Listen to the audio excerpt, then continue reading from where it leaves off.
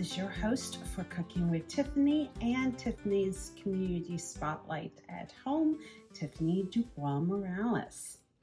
Now, Mother Nature is being rather sweet by giving us nice, cool breezes and, making it dark and gloomy. So I am going to do breakfast for dinner.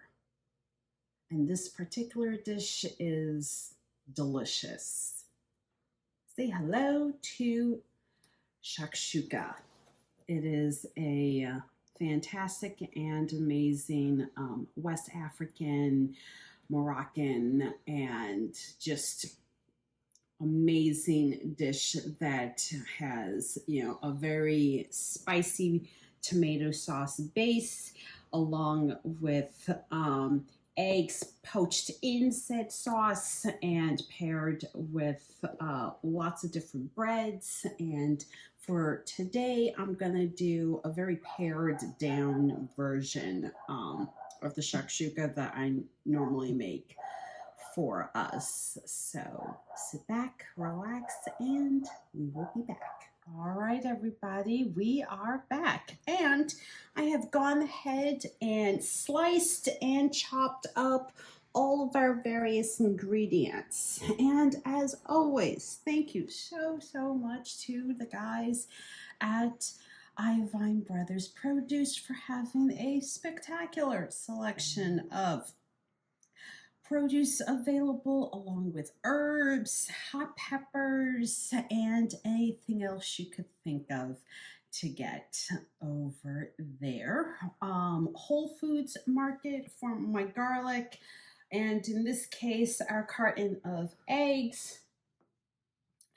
Beiler's Bakery, also at Reading Terminal Market for the rye bread that we always pick up, and all of my friends at the Head Nut, also at Reading Terminal Market, for my spice selection, which I've kind of curated a mix between West African, Indian, and Greek and Mediterranean spices. So, yay! The first thing that we're going to go ahead and do is get started on the base of our shakshuka, which, depending on your spice tolerance and everything else, is generally comprised of garlic and your hot pepper of choice. In this case, I'm just going ahead and doing cherry hot peppers along with my thin pieces of garlic.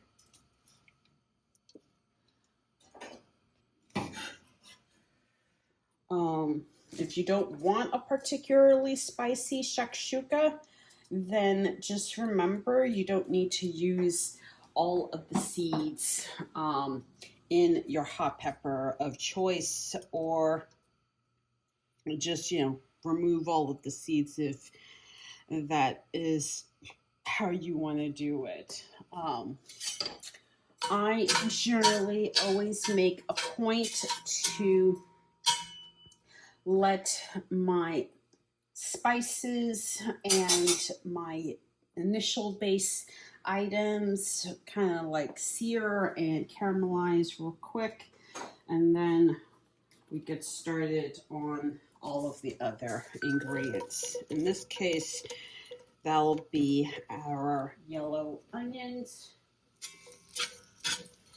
and anything else that I decide to include. So we're gonna let this kind of close for a minute and get a little translucent as far as the onions, and then we will be back. All right, everybody, we are back. And I know you can't smell it, but right now our onions are caramelizing beautifully flame. The garlic is getting a little bit of color, and our cherry hot peppers are doing very, very well. Now, at this point, you want to season with your spices and then incorporate your tomatoes and any other toppings or vegetables that you're going to use. In my case, I'm going to be doing, mushrooms and tomatoes in our shakshuka base, but you can incorporate whatever you like to it. So just remember that. Our spice rub is going to be a little longer than I've been doing more recently, but we have black peppercorn, harissa, Ethiopian Beiler, a little Ras El Hanout,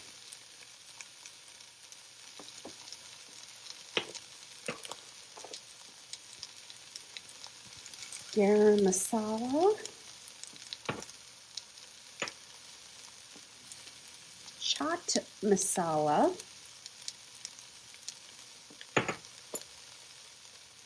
za'atar,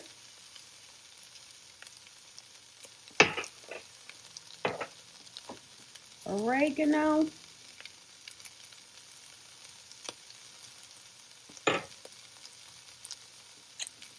and tarragon.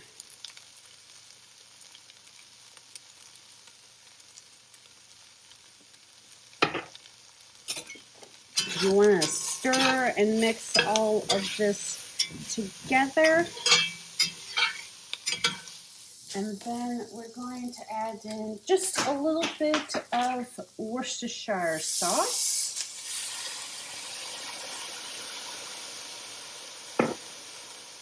And our mushrooms. I want them to release their juices. Stir again. Cover with our lid. And we will once again be right back. Okay, we are back. So, we have our mushrooms, we have our spices, and everything. Oh my God, it smells so good right now. We're going to go ahead and add in our tomatoes and do another stir. And a trick to ensuring that your base gets enough liquid would be to incorporate things like vegetable stock, or if you don't have that, just, go with water to get everything cooking. But at this point, we are just going to go ahead and add just a little bit of water.